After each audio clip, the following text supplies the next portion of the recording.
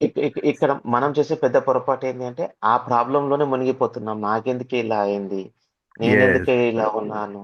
అని దానివల్ల ఆ నెగెటివ్ కమాండ్స్ అన్నీ మళ్ళీ మైండ్‌లోకొచ్చేసి, మళ్ళీ నెగెటివ్‌నే క్రియేట్ చేస్తుంది ఫ్యూచర్‌లో. Yes, yes, yes. సమత ఇది గారు చేసే చెప్పండి. పెద్ద తప్పు. అన్నయ్య గారు మనం దేని మీద అయితే ఫోకస్ పెడతామో అదే మనకు దూరం అయ్యే అవకాశం ఉంది కాబట్టి ఇది కావాలి అది కావాలి దేని మీద ఫోకస్ చేయకుండా మనకున్న దానితో మనం తృప్తి చెందుతూ ఆహ్వాదించాలి. ఎస్.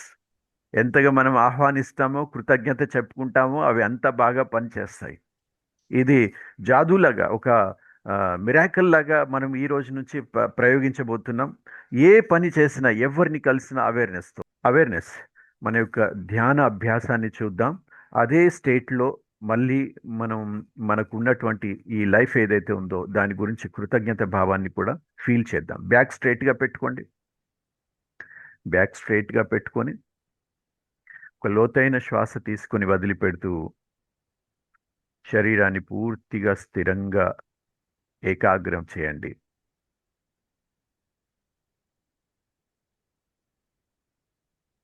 ఎలాగైతే శ్వాసలు వదిలిపెడతామో అలాగా శరీరం, మనసులో జన్మ జన్మల నుంచి నిండి ఉన్నటువంటి, స్టోర్ అయినటువంటి ఏదైనా నెగిటివ్ ఎనర్జీ ఉంటే అదంతా కూడా బయటకు వెళ్ళిపోతున్నట్టుగా ఫీల్ చేస్తూ,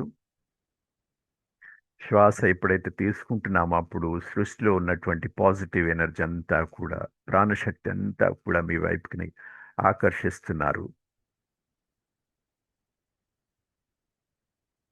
ఒక్కసారి మిమ్మల్ని మీరు ప్రశ్న వేసుకోండి మానసికంగా, ఈ ప్రపంచంలో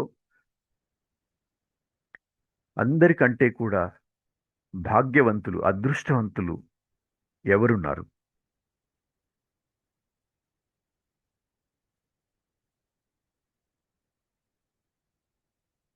బయట ఎందరినో మనం చూస్తున్నాం. ప్రతి ఒక్కరూ కూడా మాయలో మునిగి ఉన్నారు. తనతో తను దూరమై ఉన్నారు. లేని వాటి గురించి పరిగెత్తుతూ ఉన్నారు. ఉన్న వాటిని ఇష్టపడకుండా అయిష్టంతో శపిస్తూ ఉన్నారు. కానీ ఈరోజు మనం ఎంత అదృష్టవంతులం! మన వద్ద ఉన్నవి ఏవైతే ఉన్నాయో అవన్నీ కూడా అత్యంత విలువైనవి. ప్రతి ఒక్కటి కూడా, ప్రతి ఒక్కటి కూడా మన యొక్క ఈ మానవ శరీరము, ఆ శరీరంలో పనిచేస్తున్నటువంటి ప్రతి ఒక్క అంగం, అవి కనులు కానీ, చెవులు కానీ, నా హృదయం కానీ, నా ఊపిరితిత్తులు కానీ, నా మెదడు కానీ, నా కాళ్ళు చేతులు కానీ, ఇవన్నీ ఎంత అద్భుతంగా పనిచేస్తున్నాయి. వీటన్నింటికంటే కూడా అర్థం చేసుకునేటువంటి బుద్ధి, జీవితాన్ని శాసించేటువంటి మనస్సు, దివ్య శక్తులతో నిండి ఉన్నాం. ఇంతకంటే ఇంకేం కావాలి? ఈ ప్రపంచంలో ఎవరైనా సరే గొప్పవాళ్ళుగా మారారు అంటే వారందరూ కూడా తమ యొక్క ఈ దివ్య శక్తులను ఉపయోగించే గొప్పవాళ్ళుగా మారారు. అటువంటి దివ్య శక్తులతో నిండుకొని ఉన్నాం. అందుకని ఈ ప్రపంచంలో మనకంటే భాగ్యవంతులు ఇంకెవ్వరూ లేరు. ఫీల్ చేయండి, అనుభవం చేయండి ఆ నిండుతనాన్ని, ఆ భాగ్యాన్ని, అదృష్టాన్ని అనుభవం చేయండి. ఇప్పటికీ మనకు భగవంతుడు అన్నిటికంటే కూడా శ్రేష్టమైనటువంటి శక్తి, జ్ఞానాన్ని ఇచ్చాడు. జీవితానికి ఏ విధమైనటువంటి దిశ దశ కావాలి అనుకుంటే ఆ విధంగా మార్చుకోగలిగేటువంటి సపోర్ట్ ఇస్తున్నాడు, గైడెన్స్ ఇస్తున్నాడు, శక్తిని నింపుతున్నాడు. ఇంతకంటే ఇంకేం అదృష్టం కావాలి? మానసికంగా ప్రతి ఒక్క విషయానికి ధన్యవాదాలు చెప్పుకోండి. మీ పంచతత్వాలతో తయారైనటువంటి మీ శరీరానికి చాలా చాలా ధన్యవాదాలు. ఇన్ని రోజులు, దాదాపు 30, 40, 50, 60 సంవత్సరాల నుంచి నడిపిస్తూ, మీకు సేవ చేస్తూ, మిమ్మల్ని ముందుకు తీసుకెళ్తున్నటువంటి ఈ శరీరానికి మనస్ఫూర్తిగా ధన్యవాదాలు. మీ ఇంట్లో ఉన్న ప్రతి ఒక్క వ్యక్తికి ధన్యవాదాలు చెప్పుకోండి. మిమ్మల్ని జాగరూకతతో ఉంచడానికి, మీ జీవితంలో ఇంకా ప్రేమ, ఆనందం, జ్ఞానం పెంచడానికి మీ ఇంట్లో ఉన్నటువంటి ప్రతి ఒక్క వ్యక్తికి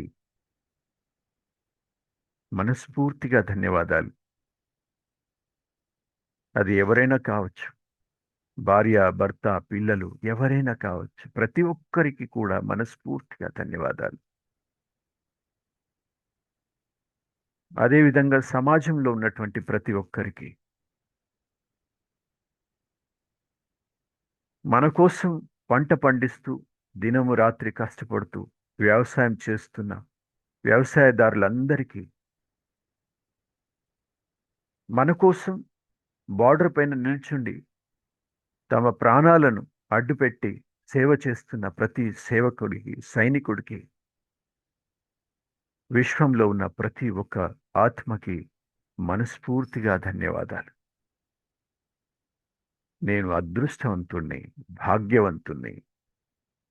నేను ఎలా అనుకుంటే అలా నా జీవితానికి రూపాన్నివ్వగలను. ధ్యాస అంతా కూడా నుదుటి మధ్య తీసుకురండి. ఆజ్ఞాచక్రం పైన ధ్యాస అంతా కూడా నుదుటి మధ్య.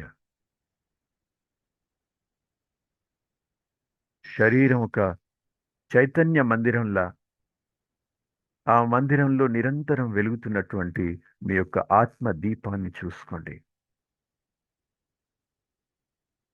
ఆ ఆత్మ దీపం యొక్క ప్రకాశం, వెలుగు ఎంతలా పెరుగుతుంది అంటే, మీ జీవితంలో ఉన్నటువంటి, మీ మనసులో ఉన్నటువంటి, మీ శరీరంలో ఉన్నటువంటి, మీ ఆత్మలో ఉన్నటువంటి అంధకారం అంతా తొలగిపోతుంది, తొలగిపోతుంది, తొలగిపోతుంది.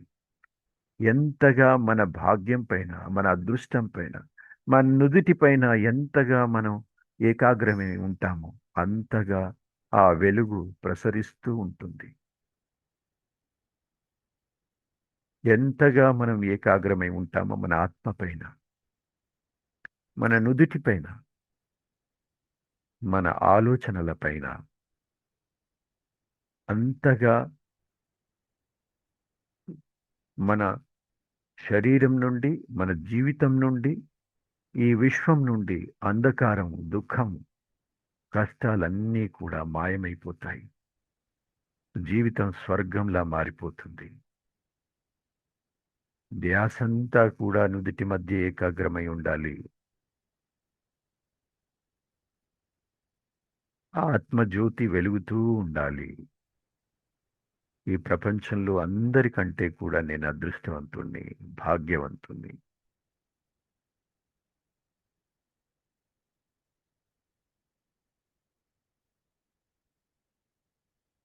కేవలం మీ ఆత్మ పైననే ధ్యాస.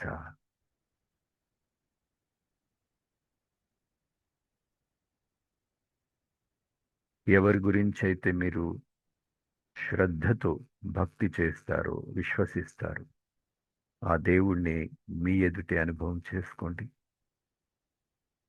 సాక్షాత్తు రూపంలో అనుభవం చేసుకోండి. ఆ భగవంతుని దర్శిస్తూ ఆ అతీంద్రియ సుఖాన్ని అనుభవం చేసుకోండి. భగవంతుడు మరియు మీలో ఎటువంటి దూరం లేదు, మీ ఎదుటే ఉన్నాడు. సాక్షాత్తు మీ వెంబడే ఉన్నాడు. భగవంతుని యొక్క ఆశీర్వాదాన్ని పొందండి. ఈశ్వరుని రెండు చేతులు మీ శిరస్సు పైన అనుభూతి చెందండి. మీరు సంపూర్ణ ఆరోగ్యంతో, జీవితంలో ఉన్నటువంటి అన్ని సంపదలతో, సమృద్ధితో ఉన్నారు. ఇంతటి భాగ్యాన్ని, జ్ఞానాన్ని అందించినటువంటి ఆ పరమాత్మనికి, ఆ భగవంతునికి మనస్ఫూర్తిగా ధన్యవాదాలు చెప్దాం. నెమ్మదిగా రెండు చేతుల్ని పైకి తీసుకువచ్చి జోడించి నమస్కరిస్తూ మనస్ఫూర్తిగా ధన్యవాదాలు. విశ్వ ప్రార్థన చేద్దాం. ఈ సృష్టిలో ఉన్న ప్రతి ఒక్కరూ కూడా ఈ విధమైనటువంటి దివ్య జ్ఞానాన్ని పొంది తమ జీవితంలో ఉన్నటువంటి దుఃఖం, అశాంతి, అజ్ఞానం నుండి బయటకు రావాలి. అందరూ ఈశ్వరుణ్ణి తెలుసుకొని అతను చెప్పే మార్గంలో నడవాలి. సర్వే జనా సుఖినో భవంతు, సర్వే జనా సుఖినో భవంతు, సర్వే జనా సుఖినో భవంతు. రెండు చేతుల్ని చక్కగా రబ్ చేసి కనులపైన, నుదటిపైన, ముఖమంతా రాయాలి.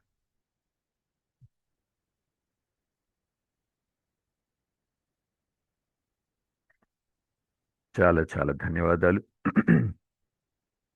సో ఇదే విధమైనటువంటి అభ్యాసం రాత్రి పడుకునే ముందు చాలా బాగా ప్రాక్టీస్ చేయాలి. గుర్తుంచుకోండి, రాత్రి మనం పడుకునేది ఏదైతే ఉందో క్రియ, అంటే నిద్ర ఏదైతే ఉందో అది సహజ యోగం, సహజ ధ్యానం. దానిలో ఎటువంటి మనం ప్రయాస అంటే కష్టపడాల్సిన అవసరం లేదు.